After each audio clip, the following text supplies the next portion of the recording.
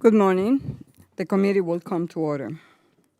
Today, we have the opportunity to welcome the Honorable Jovita Carranza, the 26th Administrator of the Small Business Administration, to our committee.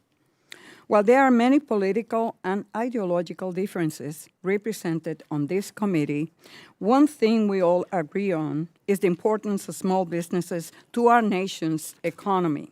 America's 30 million small businesses are the cornerstones of our communities. When a Main Street business succeeds, America succeeds. Not only do hard-earned dollars get reinvested back into our neighborhoods, but we also see robust job creation and innovation. But launching a business is not easy feat. It can be inherently risky. Even the most careful planner can underestimate the costs associated with bringing an innovative idea to the marketplace. Sadly, too many fail in the first 18 months. That is why in 1953, Congress created the Small Business Administration. The SBA is the only federal agency tasked specifically with helping small businesses grow and succeed. Through its extensive network of field offices and resource partners, SBA connects entrepreneurs with technical assistance, capital, and federal contracting opportunities. It is imperative that the agency operates effectively so that small businesses can get the most out of these vital programs. To that end, we have held numerous hearings to see what is working and what can be improved. We have learned that one of the biggest challenges facing small businesses is access to capital, which is critical for a new business owner to start up, hire employees, and expand operations. Without adequate resources, small businesses fail to realize their full potential. SBA can play a vital role in filling the gaps through its loan programs. The committee has long supported the microloan program and more recently, the Community Advantage program. These two initiatives have gone a long way in reaching women, minorities, and veterans who otherwise will not be served by private sector lenders or even the 7A program. I hope we can work collaboratively to support and expand these initiatives. With that said, the lending needs of women, minority, and veteran-owned businesses is a top priority for me. I know Ms. Carranza has expressed an interest here as well, and I look forward to hearing more about the steps you will take to reach more of these entrepreneurs. Similarly, increasing contracting opportunities for small businesses, especially from underserved communities, is a shared goal that I hope we can leverage to improve the 8-8 and HubZone programs. When small businesses win contracts, they scale up quickly and create good-paying jobs. The result is a win-win for everyone. Just like contracting and lending, the SBA provides invaluable counseling services through its nationwide network of resource partners. They provide expert advice on how to develop a business plan, market a product, and sell their goods overseas. Despite the incredible success of the programs, the administration proposed to slash entrepreneurial development by a staggering $97 million, or 36%. Helping small businesses succeed and educating the underserved and rural areas will require a real investment in SBA counseling and training programs, not cutbacks. I think it's safe to say we all agree that small businesses are a cornerstone of our economy and deserve our full support. However, that requires more than lip service. It involves a real commitment to invest in its program and programs that really work. With that, I look forward to hearing from the administrator regarding her priorities for the agency on the FY21 budget proposal. I now yield to the ranking member, Mr. Chavez, for his opening statement. Thank you, Madam Chairwoman, and thank you, Madam Administrator, for coming before us today to share your vision of the SBA moving forward. As most of, I think, people in this room know, we think this is the most bipartisan committee in Congress. Both Ms. Velasquez and I have had the opportunity to lead this committee in recent years, and regardless of who's in charge, we've worked together in a bipartisan fashion to advance the goals of America's small business community. Today, we have the opportunity to hear from the President's newest cabinet member, the Honorable Jovita Carranza, the 26th administrator in the history of the SBA. Ms. Carranza was confirmed by the Senate last month by an overwhelmingly bipartisan vote, becoming the highest-ranking woman of Latin American heritage in the federal government. I have to say, the President and the Senate got it right. I have had the pleasure of sitting down with our new administrator, and I was impressed by her ideas on how to modernize and streamline the agency that's the only go-to resource and voice for small businesses backed by the strength of the federal government. Ms. Carranza brings a wealth of experience and a remarkable resume with her to the SBA. Her federal government experience includes her position as the Treasurer of the United States. Her name is literally on our money, as well as serving as the SBA's Deputy Administrator from 2006 to 9 during former President George W. Bush's administration. Before her work at the SBA, she had a distinguished 30-plus year career with UPS, United Parcel Service, where she broke barriers as the highest-ranking Latina in the company's history after starting as an hourly dock worker. So she worked her way up to the top. Following her UPS career and initial SBA service, she founded her own small business, the JCR Group, a consulting firm that focused on business development and optimization. Administrator Carranza, we want to thank you again for taking your time to be with us.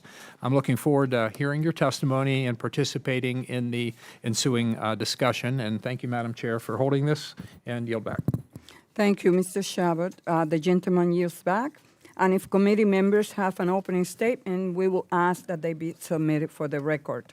I would now like to introduce our only witness today. Our witness is the Honorable Jovita Carranza, the 26th Administrator of the Small Business Administration. Administrator Carranza has an inspiring background. Born in Illinois to an immigrant family from Mexico, she began her career at UPS as a part-time night shift box handler, ultimately rising through the ranks to become president of Latin America and the Caribbean operations. After a distinguished career at UPS, Administrator Carranza founded the supply chain company JCR Group. In 2006, President Bush tapped her to become a deputy administrator for the Small Business Administration, and most recently, she was the treasurer of the United States. Welcome, Administrator Carranza. You're recognized now for 5 minutes. Thank you very much. Good morning, and thank you for inviting me to testify today. In the time we have today, let me share my priorities for the agency and update you on my activities since being sworn in as the Administrator of the Small Business Administration on January 14. First, I'd like to share with you some background on my work and life experiences which helped me shape these priorities, some of which you've already covered. As you may recall from our recent conversations, I was raised in Chicago, but my work career began in California as a single mother raising a child and working part-time loading trucks for UPS. Over the years that followed, I was honored by public service opportunities in 2 administrations, as SBA Deputy Administrator, as U.S. Treasurer, and now as a cabinet member. Throughout my career, I have seen the importance of small businesses to our economy and in communities across the country. This perspective guides me now in my focus and priorities at the agency. A top priority of mine is to continue the success of our disaster assistance program. Previously, the SBA's Deputy Administrator, I helped create the first disaster recovery plan, one that the agency still uses today, and SBA plays a key role in helping disaster survivors recover from a disaster event. I can assure you that when a disaster strikes in your state or district, SBA is ready to help and will continue to be prepared under my leadership. Another priority of mine is to maximize our lending, federal contracting opportunities, and outreach to small businesses in underserved communities. It is imperative that SBA programs and services reach those that might not otherwise have access to capital, contracts, or counseling. In just my first month as administrator, I have already taken steps to encourage a greater focus to entrepreneurs from underserved communities. First, I have been working with our Capital Access Office to assess how we might grow our microloan program and further its success. I know that this is a goal for many of you that you share well. I also have been working closely with our contracting office to explore how we can exceed all our government-wide small business contracting goals and create further opportunities for minority, women, and veteran-owned small businesses. And I have been working closely with our field office leadership to ensure we are committed in our rural outreach and initiatives with HBCUs and minority-serving institutions. We need to reach those aspiring entrepreneurs, identify skill gaps, and help foster next-generation workforce. Another priority is to optimize our agency program operations. SBA programs and services need to be available, accessible, and successful for small business owners. If not, then we need to change things, and I'm committed to do so without hesitation. One area of focus is with our SBIC program. We need to do better for those looking to invest in small businesses, and I am bringing an individual on Monday from the Treasury Department to help me objectively assess the program and identify areas for improvement. In the interim, I have prioritized staffing and outreach to better support program applicants and better identify future participants. Across the entire agency, I have looked at vacancies and am expediting hiring actions for critical staffing needs like those in our field operations. I have been meeting extensively with our contracting and IT offices to assess our recertification infrastructure. I know that this is essential for small business contracting community. We will stand up our women-owned small business certification system in May. And soon as possible, we will complete our IT infrastructure enhancements to support all of our certification programs. My message to our staff has been clear and direct: get it fixed and get it done. Finally, to support this examination of our program operations, one of my first meetings was with the SBA Inspector General. I developed a good working relationship with the IG and GAO in my previous positions, and I will continue that constructive engagement as administrator. As I close, let me reflect again on my life experiences which frame who I am today and serve as a guide to my tenure as administrator. It has been a rewarding journey to have been taught the value of a hard-earned dollar as a young girl and to later in life be able to sign my name on every U.S. dollar as treasurer. Now, as SBA administrator, I have the chance to work with the inspiring men and women entrepreneurs that are so essential to our economy. Like so many of them, I am a product of hard work, mentorship, and opportunity. I bring that perspective to this new job and will be a tireless advocate for America's small businesses. Thank you, Madam Chairwoman, and the members of the committee. I look forward to answering any questions you might have. Thank you, Administrator Carranza. I will begin by recognizing myself for 5 minutes. Administrator, the SBA 2021 budget proposes an 18% cut to the overall budget and a whopping 37% cut to the entrepreneurial development programs. These cuts make it clear that we cannot, let me just say this, you know, we on the one hand, we cannot say that this administration is for small businesses, that you care deeply about providing resources and enabling small businesses to take their businesses to the next step. And then on the other hand, proposing a budget that basically render inoperative many of the programs that are so crucial. So in light of the huge tax cut given out to big businesses, How do you reconcile these steep cuts with your stated priorities to help more women, minority, and veteran entrepreneurs? One of the first things I did, Chairwoman, was to take the budget and meet with the CFO as well as all of the key stakeholders in the SBA program offices. And line by line identified what was requested in 2020 and what was enacted and what was requested this time.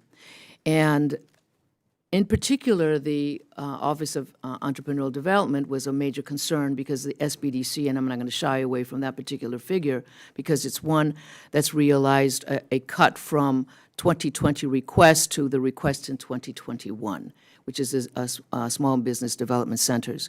And to face it head-on, I did attend their SBDC summit to demonstrate to them that we were very serious about providing the support that they greatly need, and that I am closely reviewing the budget and how we can explore opportunities for them to be just as effective with the $87,860,000. So where's That's the about beef? a 13% reduction. Where's the beef? Pardon me? You went to the SBDC conference, you talked to them, you promised them that you will provide the resources. As we see, this is a steep cut. Do you intend to discuss this priority with Mr. Mulvaney and said to him that this will affect tremendously the work and the mission of the SBA? Chairwoman, what I did at the conference was to not only introduce my priorities and clarify that I was very much aware of the budget submission. What I was very encouraged about was that not only in the SBDC cuts, but where did we also make an addition, an increase? And I was very encouraged at the Veterans Outreach, which is really top on all of our priorities.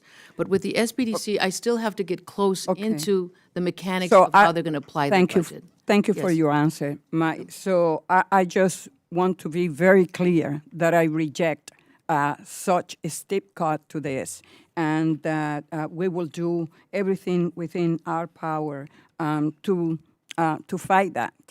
We have done it before. We will continue to do it. We cannot continue to add more responsibilities to the SBDCs, like cybersecurity and other legislation that we passed here, and expect for them to do more with less. It sounds good, it sounds great, but it doesn't work. It didn't work before, it will not work going forward. Would I like to look forward to come back to you to tell you how we're going to manage Sure. that. And in terms of the disaster loan program and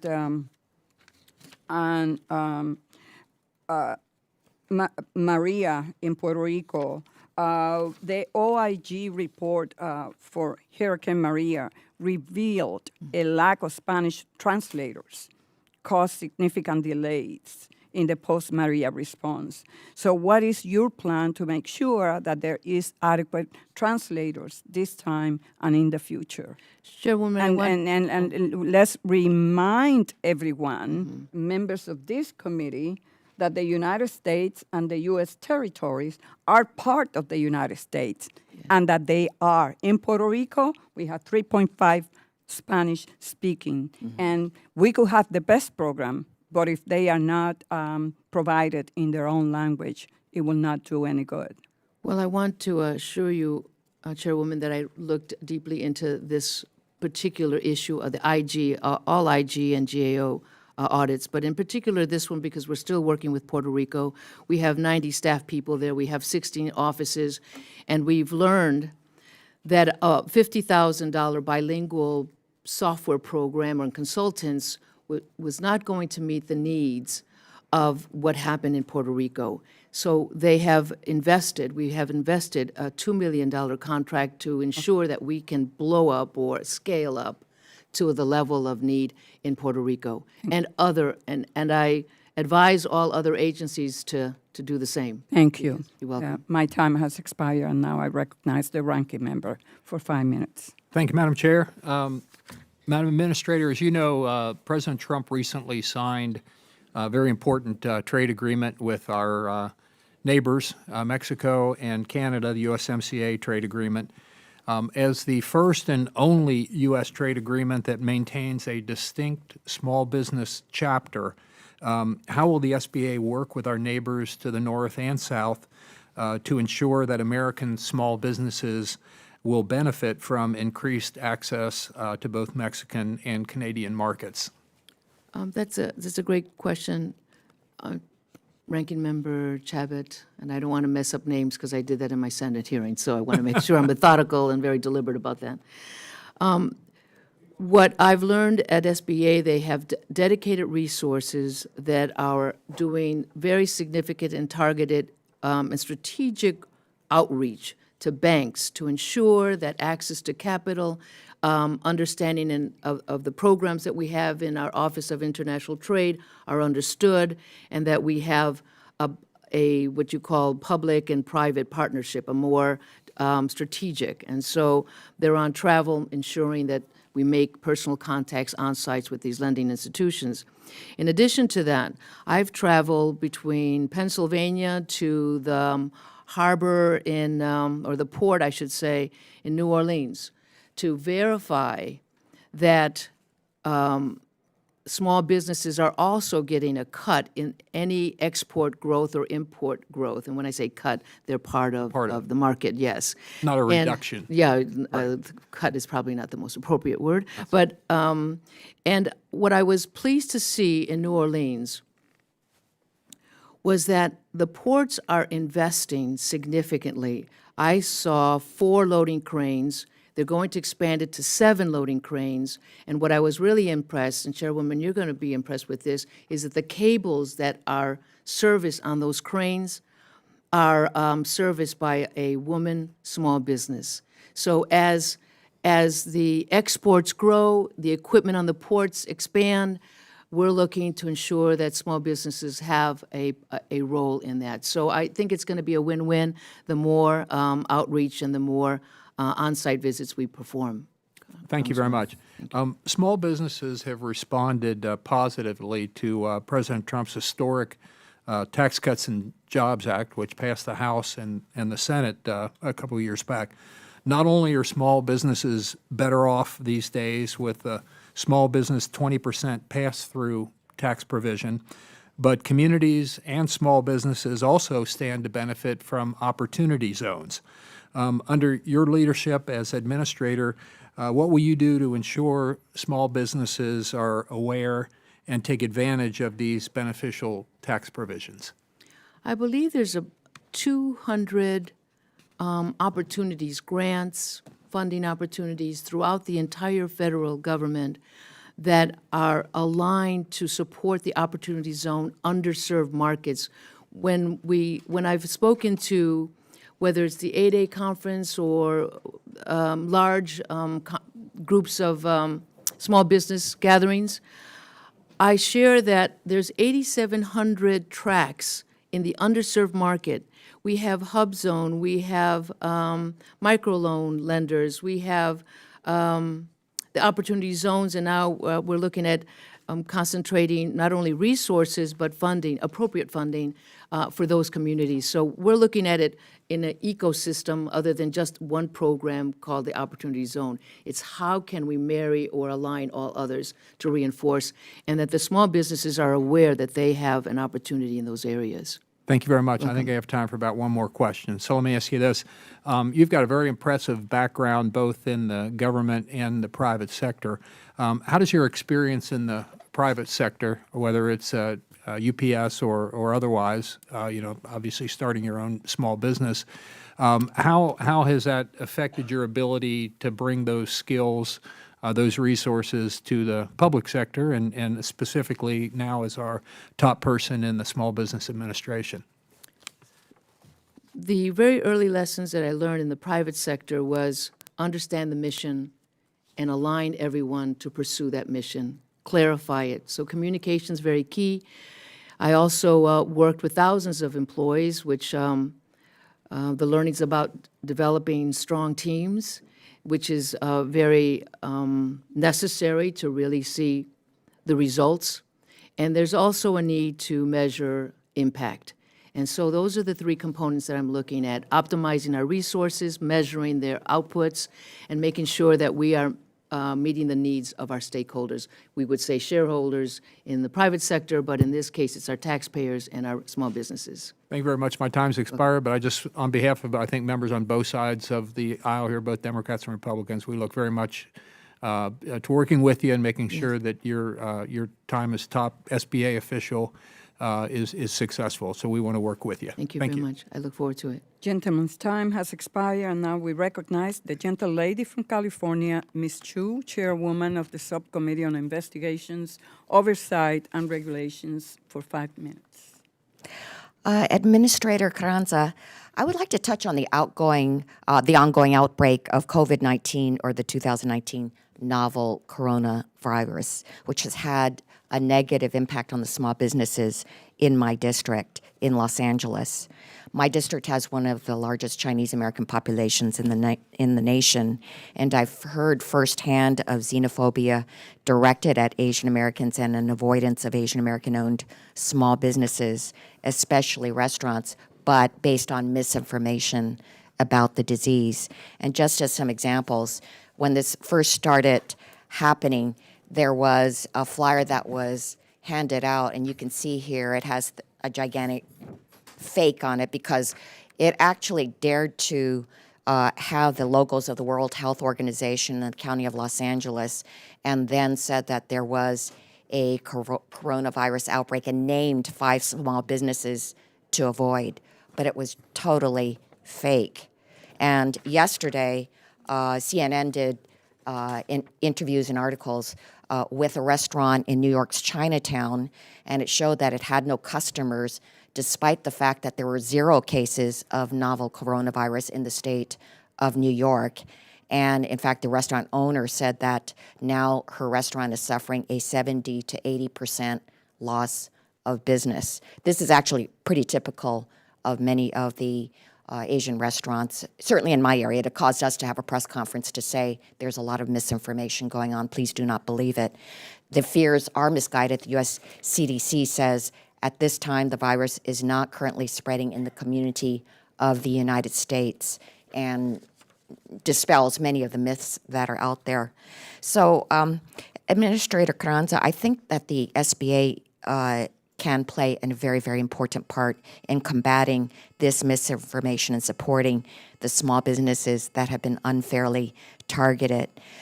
Would you consider offering an official statement urging SBA's resource partners and audience to combat the spread of misinformation that's resulted in xenophobia, echoing what the official comments of the U.S. CDC is about the truth of the coronavirus? Congresswoman, I will do something better. I've already called on my disaster assistance preparedness leader to hold a conference with all of SBA on Friday.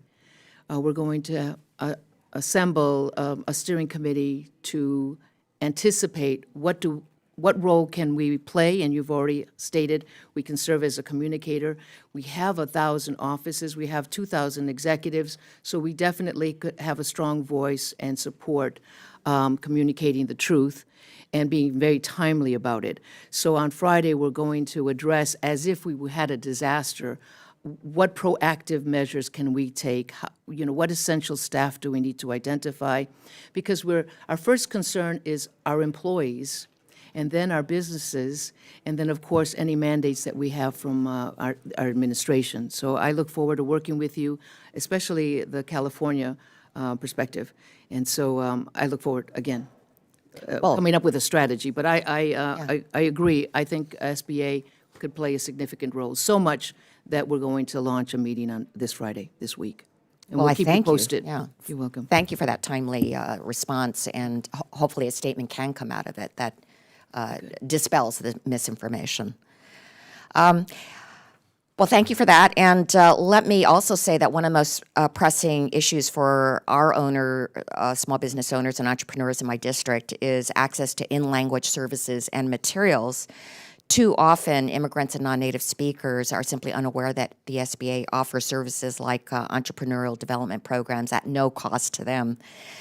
So I am encouraged that the agency improved its Spanish language offerings, but in districts like mine, there are communities that are rich with entrepreneurs that whose primary language is Chinese, Korean, Vietnamese, and other languages. So can you discuss how SBA plans to improve language access, particularly for these other languages in its written material, services, and outreach? I know that our Office of Entrepreneurial Development has various, I want to say, library of languages that are available. I can't tell you exactly which ones, but they're in the teens. So what I do know at this point, and it's evolving, is our lender match, which is really access to capital, which is really key for small businesses.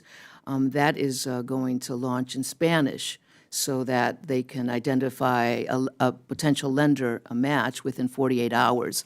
So I will add other languages to that, and we'll report back to you. At this point, I don't know what's in the queue as to what other languages, but Spanish is being launched very, very soon. Time has expired. Thank you. Gentle lady yields back, and now we recognize the gentleman from Minnesota, Mr. Stauber, ranking member of the Subcommittee on Contracting and Infrastructure. Thank you very much, Madam Chair. And yes, I am the ranking member of the Contracting and Infrastructure Subcommittee. The chairman of that committee is Congressman Jared Golden. He and I have heard from small businesses across the country of some of the challenges that they face with the federal procurement space. A couple of questions. What is your vision for improving contracting opportunities for our small businesses? And then what is your strategy moving forward to ensure that we eliminate much of the fraudulent behavior or detecting and removing ineligible firms from our contracting programs? Those are discussion topics that I've had since the first week I arrived in government contracting because of its WASB and Certified.gov issues and technology and transparency, and also because there were discussions about the sound and what do we call it, the safe and soundness and fraudulent situations that have occurred. I inquired as to the schedule of reviews, and I've been told that typically they'll review about 500 of those particular firms. They may find about 12 firms that are crossing the line and need to require further review. So I know that we have a strategic team that is looking at that, but I think we can provide better solutions from an automation perspective where we can detect early on. Right now, it's a latent process where it's all manual, and it's a particular group of firms that are reviewed, and I need to get further involved in exactly how that is processed so I could be a little bit more thorough with you. But I do know that they have systems in place, but are they sufficient, is the question.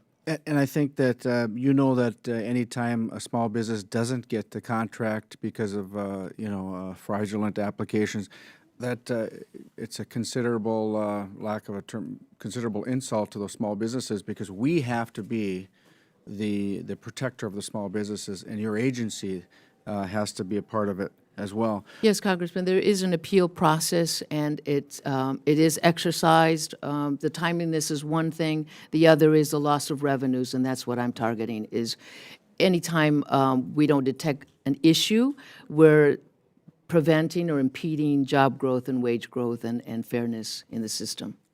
And a couple of other comments. The access to capital is really, really important for our small business. As I go through Minnesota's 8th Congressional District, rural district in northern Minnesota, that's one of the number one things they talk about is the access to capital, making it a bit more easier for them to attain that capital. And I think that's extremely important. The last comment or question I'll have is Administrator McMahon visited all 68 SBA's districts office in the 50 states. How will, or do you anticipate you're going to continue that legacy of cross-country outreach? Let me share that I had a town hall meeting with my workforce the second week I was there, And I was asked that question by my districts, like, are you going to do? And they reiterated what you indicated. And I said, no, because my goal within these short months is to cover every region and every small business within those regions that are like either government contracting or in trade. So I'm going to be very strategic. I don't want to falsely say that, yes, I'm going to visit all 60 districts. I'm going to visit the 10 regions. And I'm also going to visit the small businesses that have strategic needs, whether it's trade, whether it's Puerto Rico. I have a plan to travel in Puerto Rico. I have a plan to travel to the Port of Miami, and so I'll visit small businesses there. So my visits are going to be very strategic and multifaceted. So But my outreach is going to be very Administrator, would you healthy. commit to Minnesota? Absolutely. Thank you, Congressman. Yes. Thank you. After New York and after Puerto Rico, and Thank you, Administrator, for your time, and I really appreciate And Ohio and Iowa. And I appreciate your leadership in many areas of not only private business, but our nation as well. It's a real honor. Thank you. Madam Chair, I yield back. The gentleman yields back, and now we recognize the gentlelady from Kansas, Ms. Davis. For 5 minutes. Thank you, Chairwoman. And thank you for being here to testify today, Administrator. I look forward to working with you to make the SBA the best possible agency that it can be. So I was happy to see in your testimony an emphasis on increasing, improving counseling services for accessing capital for women and minority entrepreneurs. Those are major priorities of mine, and I'll take my time today to focus on those critical areas. So I represent the 3rd District in Kansas. I don't know where we are in the queue for a visit, but Ms. Finkenauer and I were just talking about a Midwest swing, so we would welcome you there. So we are, in addition to the just like vibrant entrepreneurial ecosystem that we have in the Kansas City metro area, my district is home to the Women's Business Center. It's located in Fairway, Kansas. That's the Women's Business Center for the state of Kansas, and it does a little bit of work across the border with our neighbors in Missouri. The WBC, as many folks know, and I know you're aware, does counseling for women business owners and entrepreneurs, and I'm doing everything that I can to help be supportive of that program. In fact, Congressman Hagedorn and I introduced the Women's Business Center Improvements Act of 2019 to make sure that we increase the support for the women's business centers. So getting to the question here, with the importance of that type of program, I was a bit disappointed to see that in the president's proposed budget, there were cuts to entrepreneurial development programs, including a 23% cut to the WBC program. I guess I'm curious, how do you plan to support these important programs like WBC's, small business development centers, regional innovation clusters, given the stance of the administration and the cuts that were proposed in the budget that was sent over? Thank you, Congresswoman.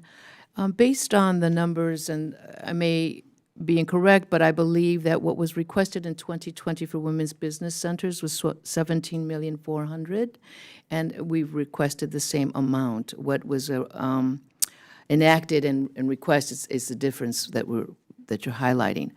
But at this time, because my focus, and I said in my opening statement when I was in the nomination process and when I met individually with the Congresswoman and her I was going to say staff, but her members, as well as the Senate, the focus is women, because women right now reflect like for the past 2 years, especially in 2019, we've exceeded the workforce, the male workforce, for the first time. And that's a significant feat. The other is that our trajectory of small business growth happens to be very strong in the women. So as a result of that, and I know that our staffing on the women's business centers is being reviewed. I'm actually conducting interviews to identify a very talented candidate to run those centers so that we can be responsive, relevant to our communities, Kansas being one. I visited 3 women's businesses, an architect in the STEM area, architect, an engineer, and each one of them had their business development, the procurement person from the district office, et cetera. And they said, I don't know where I'd be without this support. So I know that that outreach, that hand-holding is very essential. But let me share what I learned in Pennsylvania. I visited a woman who took over her family's business, 4 restaurants, wanted to expand to 2 restaurants, got an SBA loan for $2.4 million to expand with the potential of hiring 150 employees. I said, this is a win-win proposition. I asked her, what other services has she accessed? She didn't know about women's business centers, she didn't know about SBDCs, and she didn't know about SCORE. So we immediately connected her with them. That happens too often. And when I speak to Hispanic women and ask business owners, how many of you have access the resource partners or the services and products of SBA? Maybe a third of them will say that. And I said, that's too few.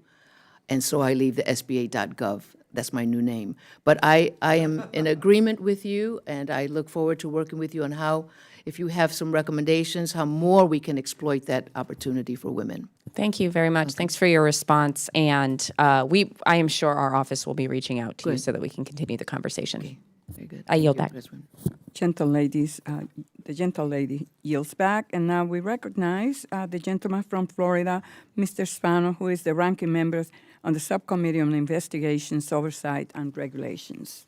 Thank you, Madam Chair, very much. Appreciate that. And thank you, Administrator Carranza, for being here with us. And good luck in your responsibilities, and I'm sure you're going to do a great job. I know it's a lot to take in. You were formerly the Deputy Administrator of the SBA, so I guess my first question to you is, can you share with us what you learned as Deputy Administrator that you coming in, you're like, all right, this is what I learned on the ground as Deputy Administrator that I'm going to implement, or I'm going to do, or I'm going to focus on, or attitude that I'm going to come into this with? If you could share that with us, please. Well, I was very encouraged that what we worked very hard at improving, which was government contracting for small businesses, had taken a very positive trajectory the past 10 years or so. So we didn't lose a lot of ground there. I was very encouraged there. That the focus for women finally took hold, and that we have now very concrete systems in the government contracting, such as WASB and Certified.gov. So we're looking at ways of engaging and interacting digital-wise. So we're becoming much more automated. That was a win-win because we were so archaic back then. The other focus is that every office is looking for more efficient ways of providing the services and products. And for me, it's the taxpayer impact, the return on investment. And I believe that every office at SBA is very committed to doing that. We have exceptional institutional knowledge at SBA. We have employees that have been there 10, 20, 30 years that are technocrats when it comes to government contracting, SBICs, small business investment corporations, access to capital, every kind of loan portfolio you can think of, microloan.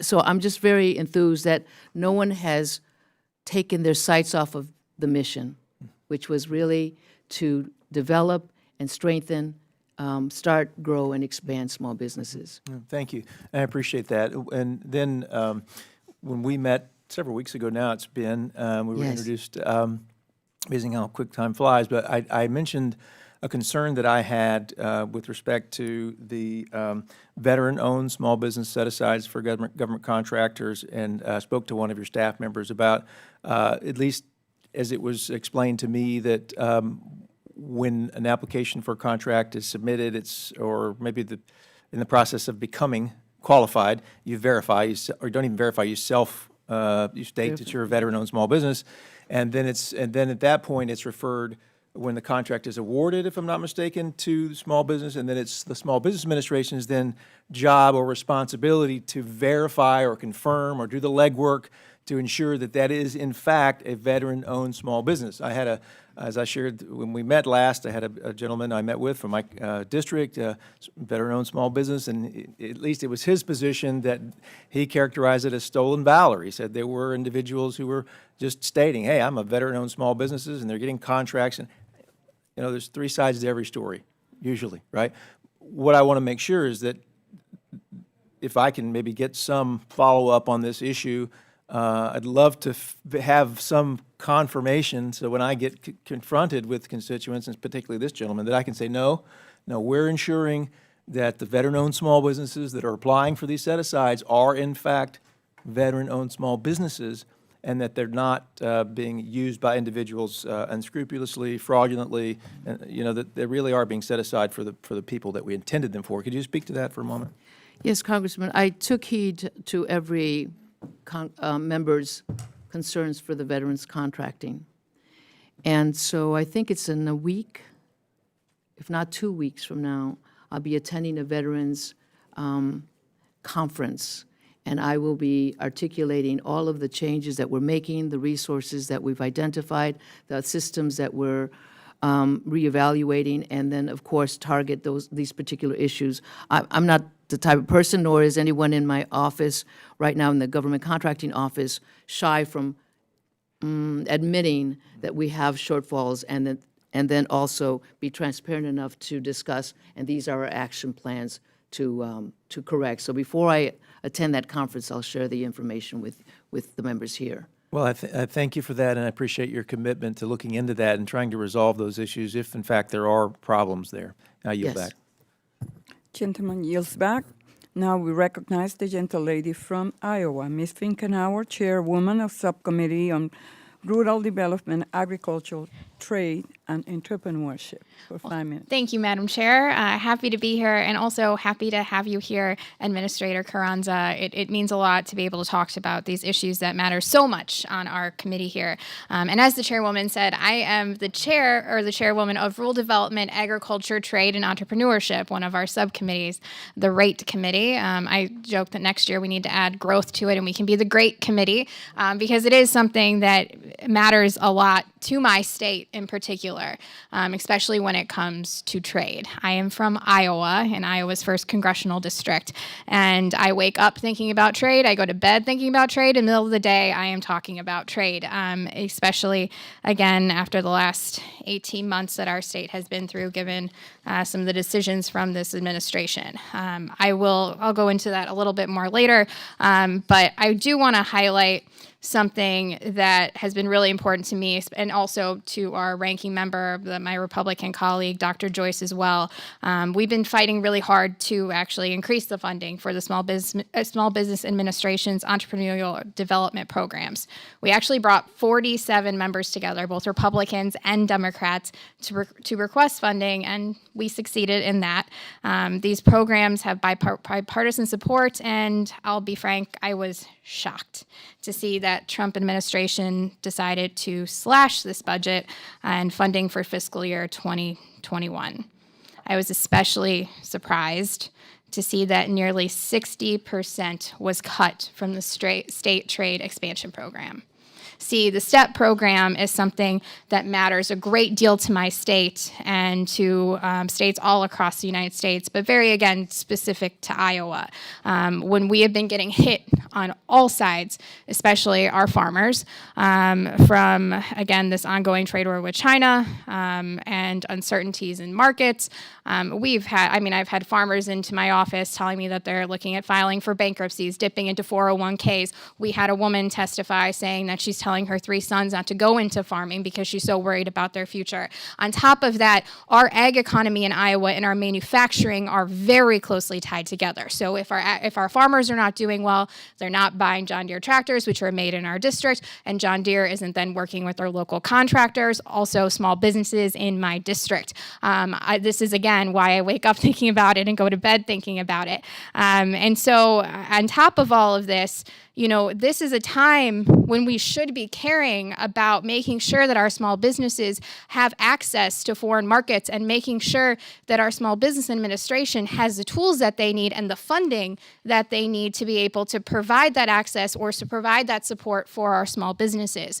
This is, again, something that we've been highlighting, we've been working across the aisle on. It's a program that was developed by Democrats, funded by Republicans, and then a Democrat and Republican have sat here this last year trying to make it better. It's not a perfect program. We saw actually inefficiencies that were not working well, whether it was some of our states, especially in Iowa, not being able to get the programs being required, or they would issue a request, not hear back. They weren't hitting. I mean, there were not deadlines being hit by the Small Business Administration. These were things that we should fix, and that also I realize does require funding to make sure that we have the right folks there being able to fix this and make these programs work like they should.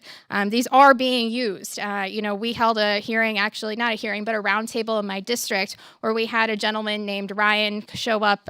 He works with Marion Process Solutions, and they've been using STEP since 2015, and actually in 2019 we're actually able to use it to launch a new technology at an international trade show in Nuremberg, Germany in April of 2019. I mean, this is the time, again, when we need to be investing, not cutting. And my question, especially when it comes to this program, and I know hearing about the agency's strategic plan to increase the value of small business export sales, how do you intend to do that if we are cutting STEP's funding by $11 million? How do you intend to increase the value? Yeah. Yeah. No, I do have the question. Yeah. The focus that I've had is not only the budget, but where it's going to impact performance and what do we have to do to rectify this perception that we're not going to be overall effective at SBA as a result of this current budget. We have operating expenses and we have grant programs, and the grant programs I've learned historically are appropriated, or they're statute, or they're not a firm fixture, unfortunately. Some have. And so I'm looking at ways of how we can efficiently, more effectively provide the services and products. At the same time, work through with this budget, without compromising any of the services that you're referring to. The STEP program is active. $11 million is quite a bit to cut, though, correct? I mean, the program started with $18 million. We were able to plus it up to $19 million, and now $11 million is going to be cut from it. What I'm looking at is that there's only 2 programs that have experienced a request reduction, and it's not as significant, $1 million here. When you look at the budget overall, we'll be able to manage all the services, keep the staff that we have, revisit the staffs that we are contemplating on bringing on board. It's an overall evaluation, and I look forward to getting back to you once I have a deeper dive in every one of these indices. This, again, I'll tell you again, coming from Iowa, this is it feels like a slap in the face from this administration when it comes to trade and what our state has gone through, when, again, we need to be investing, making sure that our folks have more markets, and what we've dealt with in our state has been devastating. But Congresswoman, we have over $800 million dedicated to providing services and products to small businesses. Small businesses. And trade is incredibly important, and I am not Absolutely. happy to see the $11 million be cut. But I Time has understand my expired. time is up. Yes. Thank you, Chairwoman.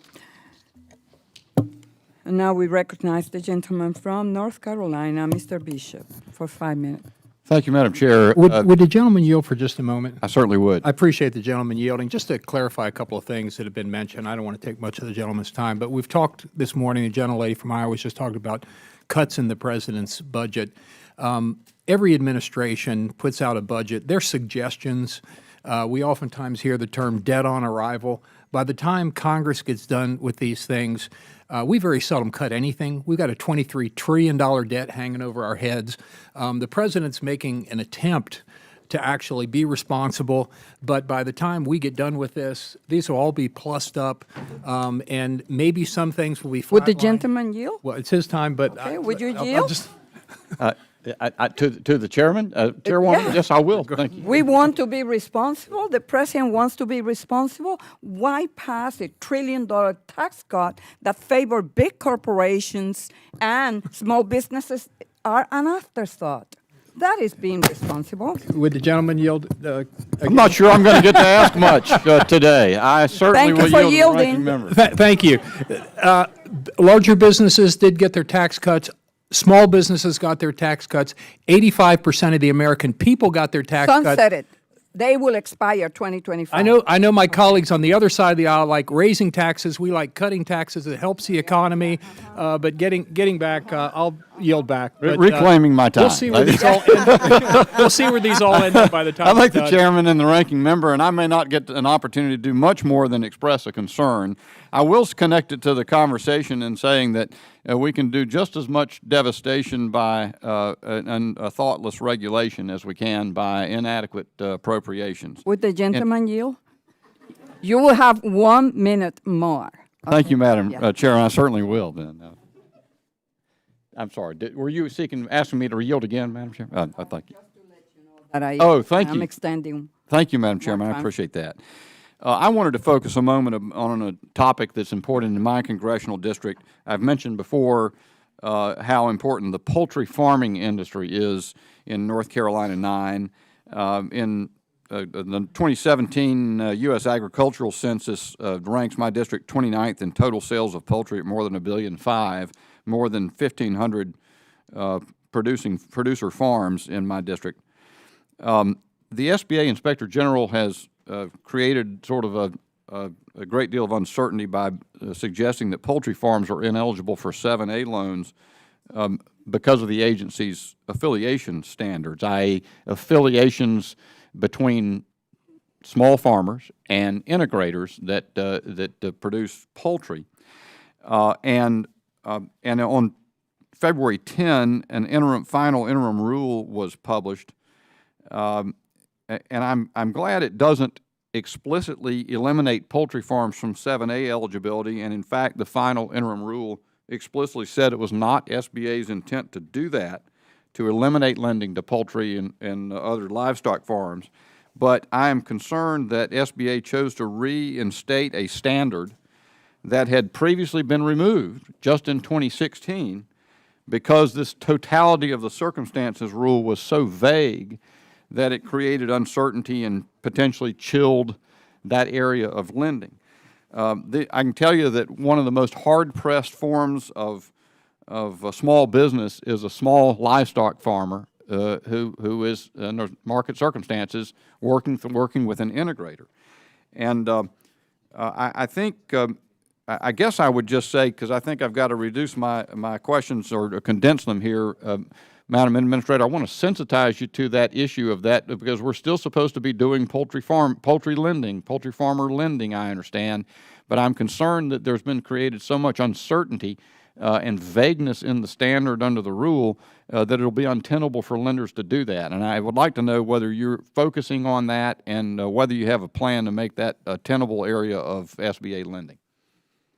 Thank you, Congressman. One of the first topics that was discussed or reviewed with me before I went through my nomination was the poultry issue. And since then, I have been brought up to speed. But I understand that the 7A program and lending opportunity is still appropriate and still available. And it was more about the independence between at that point, it was the chicken industry that we were referring to, and also the chicken farmers. So it's about protecting the chicken farmers and their ability to, as they access capital, that they have the independence and the ability to repay. And so that the industry is not demanding or having more control than necessary that would influence or impact. So it's a fairity issue, and I'd look forward to discussing with you in your office exactly how we're approaching this. I believe that there's still a 60-day commentary available, and so it goes into effect a couple of weeks from now, but there is a 60-day commentaries so that we can have greater input. I look forward to working with you on that. Thank you, Madam Administrator. I look forward to being in conversation with you on an ongoing basis about that issue. It is a critical one, and these are hard-pressed small businesses that need to have access to capital. And thank you for the additional time, Madam Chairman and Ranking Member. I yield back. Welcome. The gentleman yields back. And now we recognize the gentleman from Maine, Mr. Golden, Chair of the Subcommittee on Contracting and Infrastructure. Thank you, Madam Chair. Last month, the committee held a hearing to review the operations of the Office of Field Operations. And we're aware that the historical FTE count for the office has approximately been 800 employees. Today, that stands at about 690. Looking at the President's budget proposal, it requested more funding for the salaries and expense account. And I wanted to ask if that's going to be targeted towards increasing staff in the Office of Field Operations. Congresswoman, a quick answer is yes. I have about 160 people in the pipeline right now to be considered for employment. The priorities are in the field offices as well as one other targeted program office. Thank you You're very welcome. much. I appreciate that. And obviously, when you're able to, could you send any of that, a summary of how you Yes, intend absolutely. to spend those priorities? Yes, as a matter of fact, some of the particular priority offices that we've discussed today have a weekly update, and I would be glad to share any progress reports with you. We would like to see that. Thank you. I'm just following up on the field aspects a little bit.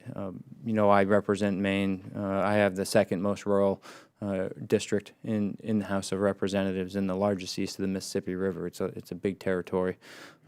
Rural America encompasses about 72% of the nation's total land and about 46 million residents. We all know it plays a critical role in our economy. Recognizing this, Congress established the Office of Rural Affairs at SBA in 1990. But it wasn't until the middle of last year that the office received a director, essentially going over 20 years without any attention whatsoever. So that's not to blame this on the Trump administration, but rather many administrations under the leadership of both parties, as well as a failure on the part of Congress to pay attention to what it clearly identified as a priority in the 1990s, and it's no less a priority today. Now, that was a new position. The director for this office was staffed only after members of this committee and others in Congress sent a letter pointing out this discrepancy between the statute and the reality. Director Michelle Christian was appointed in August of 2019. Our committee has been sending letters over to SBA asking for details about how we plan to use the office and the position. I've had the director in my congressional district. You know, if you go to the website and look at some of the proposed work, there's a real emphasis on opportunity zones and helping businesses maximize that opportunity. That's, I think, absolutely great, but it's not nearly enough. I think it falls far short of what that office should be capable of doing to help small businesses. You know, in fact, I've been working on legislation to allow opportunity zones that aren't getting invested in rural communities to be moved. You know, we're not, Democrats here aren't all opposed to tax opportunities and incentives where we see that it makes for good policy. But I've also written legislation to reauthorize small business development centers. There are great resources out there that rural Americans pay taxes. You know, they pay taxes that create these programs, and they deserve to know that they exist and that there are free services there to help business owners and entrepreneurs in rural America. So this is just a long way of asking, what are you going to do with this office? What kind of resources are you going to give it? Because from August of 2019 up until now, there's only the director and some part-time assistants. The President's budget requested nothing for the office whatsoever. It looks as though, to me, they responded to a request from Congress in this committee to prioritize rural America, but they haven't followed up to show how they're actually going to make it a priority. So I'm asking you how you envision using this office. What kind of resources are you going to give the director? Because if there are none, it's like setting her in the office up to fail.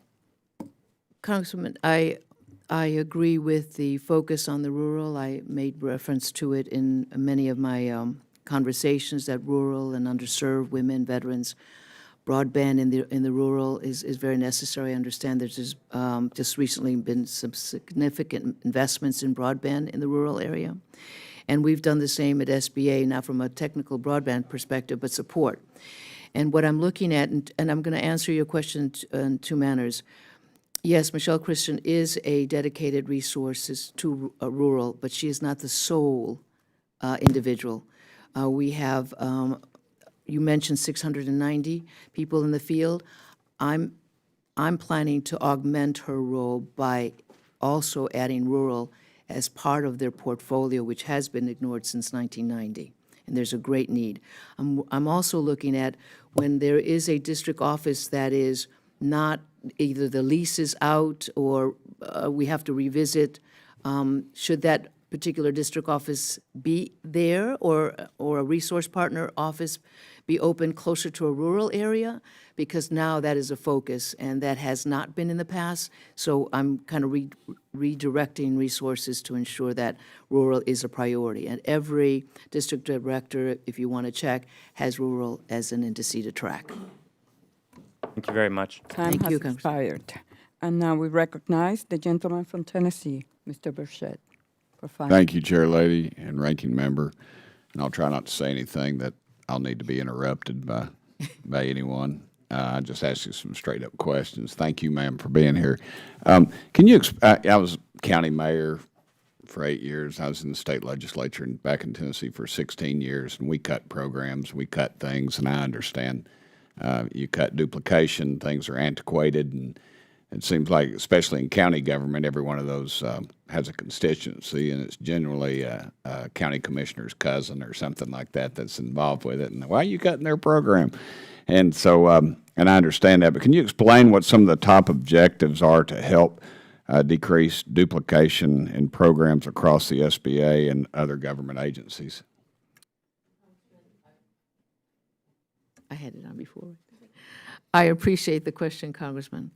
And I'm glad you pointed out that you were a former mayor, because I believe that we can do a better job of integrating our resources and our efforts with mayors and governors. I attended an event with mayors, about 100+ mayors, and then also, and women mayors, to see what kind of reinforcement they needed, support and knowledge with SBA.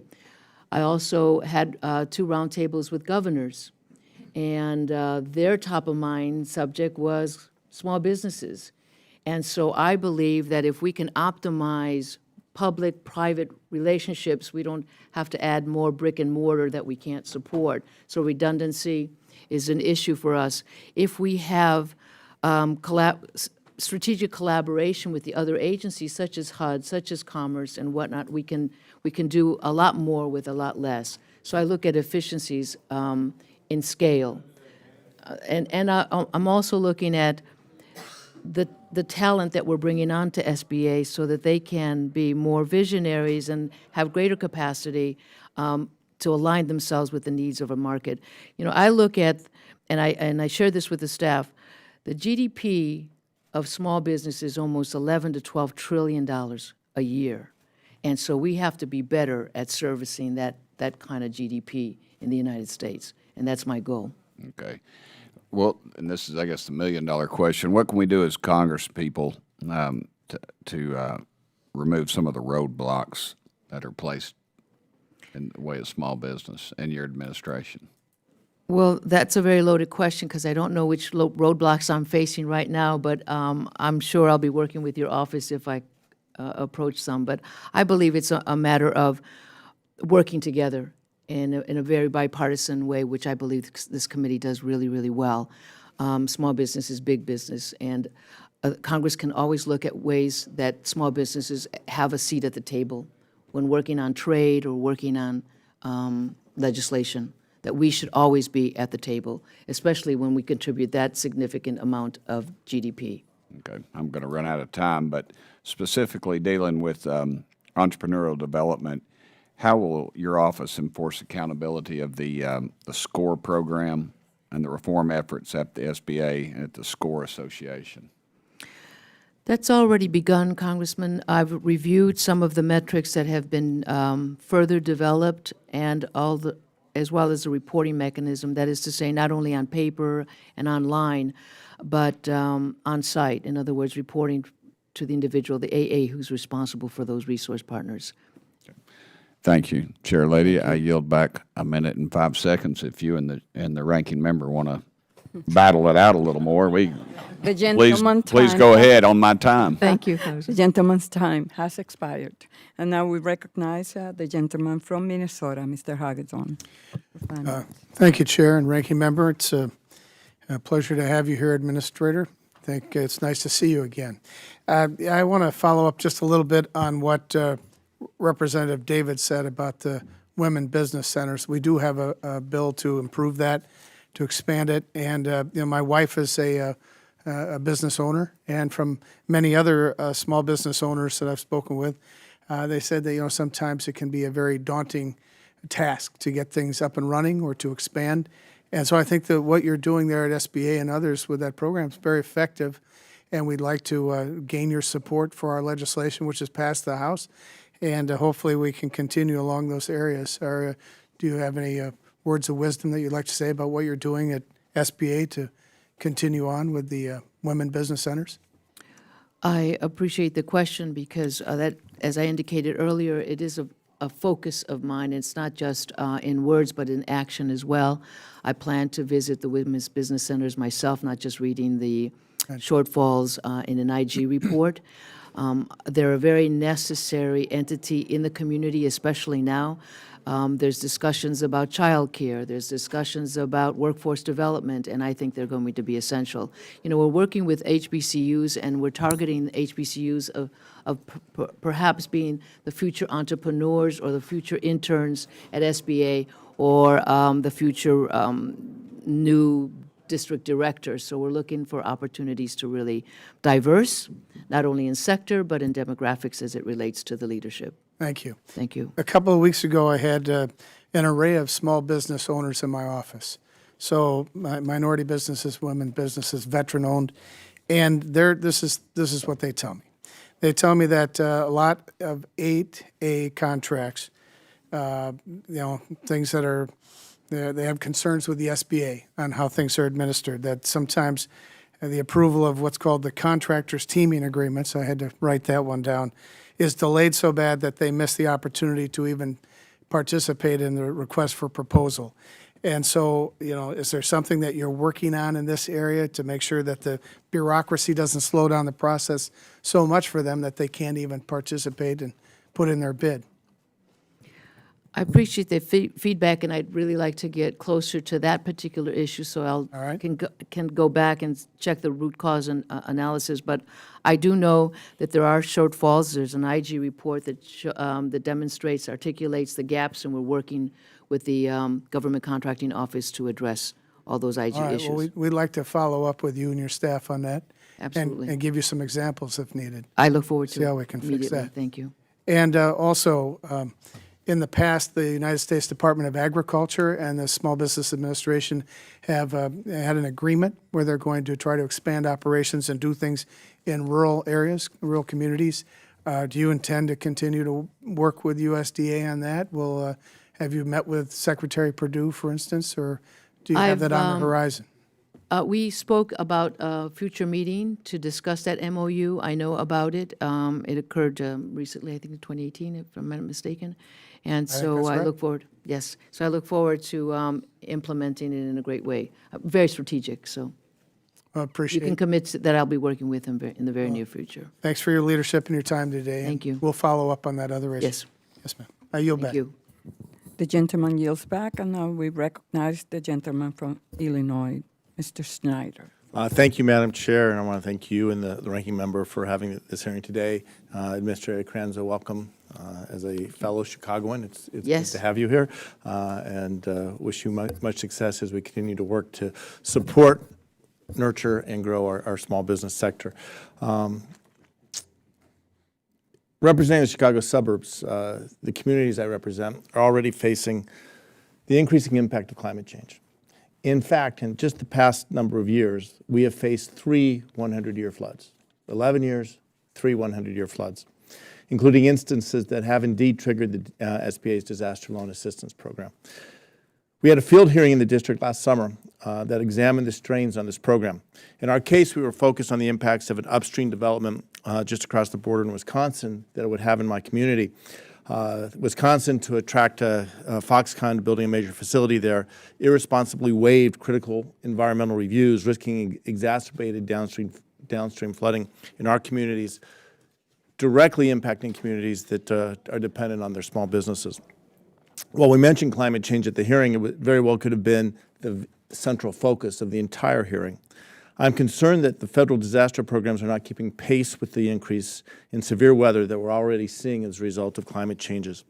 Administrator Carranza, the SBA's fiscal 2021 budget justification doesn't even mention climate change or the expected impact it will have on the Disaster Loan Assistance Program. How is the SBA taking into account the expected strain that climate change is expected to have on the program? Excuse me, Congress. That's a good question, and I look forward to working with you on this Wisconsin suburb situation. I don't have a specific strategy or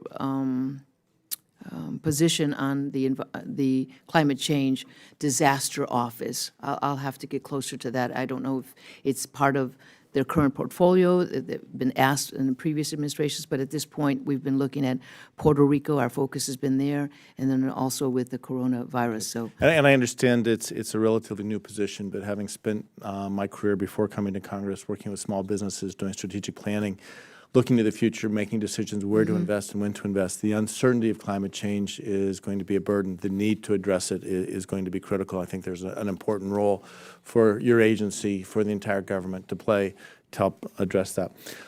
Switching gears here to talk about women-owned small businesses. It's so critical to help these businesses prosper and grow, like all small businesses. We have made the decision to have set-asides distributed throughout the variety of federal contracts, not be relegated to just a select few categories. A company in my district raised concerns, which I have shared with the SBA, that these set-asides are not represented in certain NAICS codes, particularly industries where women businesses are underrepresented. We know the SBA has a set government-wide goal of 5% for federal contracts with women-owned small businesses.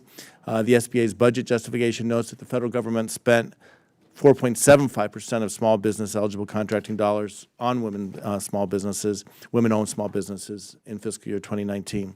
Administrator, how will the SBA continue working towards the goal of 5%? thank you for the question. It's to improve the relationships and the oversight with all of the other federal procurement. We've been asked to also look at how we can facilitate it. It's very difficult for small businesses, as you know, you've been told, to contract with the federal government. And so we're trying to partner with the states also, that as we're looking at streamlining our approaches, our regs, could the states also look at ways, because small businesses usually contract with states before they contract federal to get the experience and the evaluation. So I look forward to working with you on ways that we can improve that. Thank you. And as I've said from this chair before, we have and will continue to have workshops in the district on contracting for the federal government for all small businesses, but as well as women-owned and minority-owned small businesses. It is a oftentimes torturous process that if we could simplify and streamline, that would be wonderful for everyone involved. But in the meantime, making sure that these companies have the skills and resources they need to reach that goal, but making sure that for your department, as well as all of us here, that we focus on the goals, we measure progress towards those goals, and ultimately find paths to achieve those goals. With that, I yield back. Thank you. Thank you, Congressman. The gentleman yields back, and now we recognize the gentleman from Oklahoma, Mr. Hearn, Ranking Member of the Subcommittee on Economic Growth, Tax, and Capital Access. Thank you, Madam Chair, Ranking Member Shabbat. Administrator, thank you so much for being here today. as a small business owner for the past 35 years before coming to Congress and in Congress. I'm excited to see how you'll be able to help American small businesses throughout the tenure of your SBA at the SBA. That said, I'm also the ranking member, as the Chairwoman mentioned, which oversees the SBA 7A loan program, and have questions regarding its recent rulemaking on this program. In the SBA's interim final rule on express loan programs and affiliation standards, the SBA modified the regulations surrounding the 7A program. This rule includes a new test for determining whether two entities are considered affiliated. However, the rule has several dates tied to it. The SBA's comment period lasts until April 10th, but the changes go into effect on March 11th. That's kind of a problem.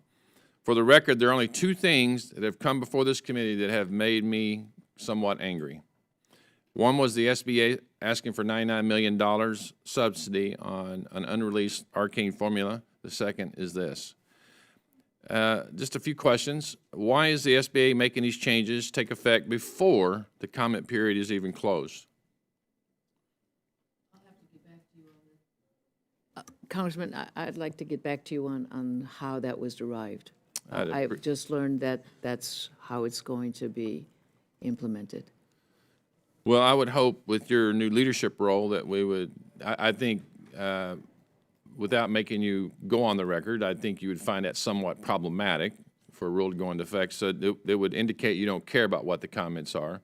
And when I say you, I'm saying your organization. Right. And I reserve comment on your leadership yet until we continue to see how this plays out. But I would appreciate you getting back to us, because I want to ask you a question for the record. My assumptions is that you consider farmers as business owners, correct? Yes, as a matter of fact, what the details that I have on the particular rule is, as I mentioned, it's a 60-day commentary extension. Mm-hmm. We've worked with the Department of Agriculture as well as OMB to position this, and so it's a matter of really getting into the details to get back to you on this, Congressman. Well, I appreciate your thoughts and your comments, and I'm assuming that you will work to extend that so that we have the opportunity to actually listen and for people to comment and look at the rule and make sure that it's something that we can work with and to give you actual comment that matters. I look forward to it. Okay. And, you know, as we work on fixing these things throughout your tenure, there's also a issue with banking. As a founder of a small bank, I'm interested in the CFPB's rulemaking, which will affect our banking industry and their ability to lend to our nation's small businesses. The CFPB is promulgating a Section 1071 rulemaking, which requires financial institutions to collect data on lending to women and minority-owned small businesses with a goal to better screen for discrimination. This is an important goal, but the rules must be calibrated so that the data collection doesn't burden or force our leaders out of the small business lending market. And given the SBA's substantial expertise in this field, would you agree to work with CFPB on the significant policy decisions in this rulemaking? Of course, yes. And then lastly, since the recession, community banks have seen their share of small business lending stall, and non-bank lenders have gained market share, even though small business express lower customer satisfaction with the service provided by non-banks. Once the CFPB's 1071 rule takes effect, banks will face supervision for data accuracy requirements and fair lending analysis, while non-banks will likely not have the same level of scrutiny. Are you concerned about this unlevel playing field between the two different types of lenders? I'd have to look at the CFPB. I know of it. We've worked with them closely when I was at Treasury, but at SBA I have not really delved into that, and I look forward to working with you in that area. Well, thank you. Again, I want to state for the record that I'm a huge supporter of SBA and what you do for small business owners and helping them get the capital to start a business, create jobs, put Americans to work. As you know and have seen in your short time in the job, there are a lot of unanswered issues out there, and we've been very critical of past people who have come and testified from your organization that have been not quite informed on being able to answer our questions. Mm-hmm. We look forward to having you back here as quickly as possible to answer the many questions you've gotten today, because they're very critical to the people who are out there trying to make this economy work for them and help people get jobs and start on the pathway to create the next big company, the next big thing in America. Well, Congressman, I can assure you that the first few weeks that I've been on board, I have met with the banking trade associations as well as women's trade associations to get input from them as to what they've realized, what are their members sharing with them, and also how particular regs are affecting them. I have to definitely get closer to working with them because it's a matter of a meet and greet. You don't really get an opportunity to break down specifically what needs to be fixed, but I look forward to continue meeting with Nagel because I met with them already. I'm sure there's other associations and other members that would like to speak with me. Thank you. Time has expired. Thank you, Madam Chair. And now we recognize the gentlelady from Pennsylvania, Ms. Holohan, for 5 minutes. Thank you, Madam Chair, and it's a pleasure to be introduced with you. My name is Chrissy Houlihan. I represent Pennsylvania's 6th, which is just outside of Philadelphia. I have spent most of my life as an entrepreneur. I'm obviously a woman. I happen to also be a veteran. So it's a pleasure to be talking to you about these essential issues. And so if it's okay, my first questions have to do with access to capital, which as a small business owner was definitely an issue. I remember putting my house on the line for signing a lease for a copier at one point in time. And I particularly am intrigued and interested in access to capital for underserved areas. My community also includes a city called Coatesville and the city of Reading, both of which are opportunity zones. And so I read in preparation for this, and this is just directly from the report, the first strategic objective in SBA's strategic plan of fiscal year 18 and 22 is to increase the number of loans by 5% to small businesses in socially and economically disadvantaged urban and rural areas. In FY19, 20,527 SBA-backed loans were made to small businesses in socially and economically disadvantaged urban communities and rural areas. The agency fell short of its projected goal of 26,749 loans by 23%. You have apparently stated publicly that creating more opportunities for women, minority, and veteran-owned small businesses will be a priority of yours. And so I was wondering if you could comment on how we possibly fell short on our goal by 23%. What, if anything, you're aware of we could have done so that we could have access to more capital be possible, and also, how you're going to reconcile the fact that we already fell short with the idea that we should increase that idea. The approach that I've used in learning of any program performance deficiencies or areas of opportunity would be to speak with the entire staff of those particular offices, the Office of Capital Access. As in any review, you're told about all of the great things that we've done and all of the billions that have been made available to small businesses and the number of jobs that they've created. But there's always an opportunity, and there's more that we can do. And so that's my investigative role to ensure not only to meet the government contracting targets, but to exceed them, because this is our window of opportunity. We have a great economic boom. I think there's a tax kind of, not haven, but opportunities for small businesses to take advantage of, and we should be there with all of our loan portfolios to support. Yeah, I definitely agree that in my experience, measuring what matters is really important, and it feels as though sometimes we don't ask the right questions, but we get the answers that we deserve because we don't ask the right questions. And I also feel as though you kind of led me into the next question. In terms of those opportunity zones, my impression in my first year here is that my community of Coatesville and Reading, many of the folks who are already there as small entrepreneurs are not being allowed to have access to those loans or don't know they exist at all because, frankly, of more predatory, more opportunistic folks who are coming into the community and taking advantage of those opportunities from a small business perspective. Can you reflect on that at all, and how can we make sure that people in the community are able to access these loans? I'll do a dual hat on that, Congresswoman, as I respond. Earlier we were talking about access to capital as it relates to overall the underserved market. And we identify the underserved market as being the women and the veterans and minorities. That's why we're working with HBCUs to dive deeper into those communities. The Opportunity Zone is an opportunity for small businesses to really be able to grow and see perhaps an injection or of investment from these huge funds.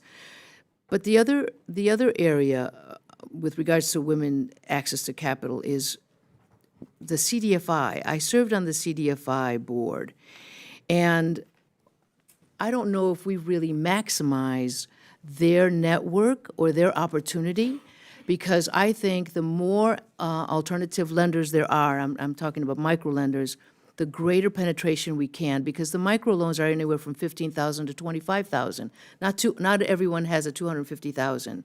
I spoke to a group of 100 Hispanic women, and I told them typically what we borrow from is our grandparents or our dad or something to that effect, or a credit card. And so we'd like to start eroding that and have more micro lenders available, and I think there's an opportunity there. And that's going to be a strategy that I'd like to build further with my leadership. I look forward very much to working with you on these particular issues, and my time has expired. I yield back. Thank you. Thank you. Time has expired. And so with that, it concludes the committee works today. I want to take this opportunity to thank you, Administrator Carranza, for being here with us and sharing your priorities for the SBA. The committee greatly appreciates your commitment to improve SBA's program and services for America's small businesses. We really look forward to working with you to see that progress is being made in certain areas, as you heard from our committee members.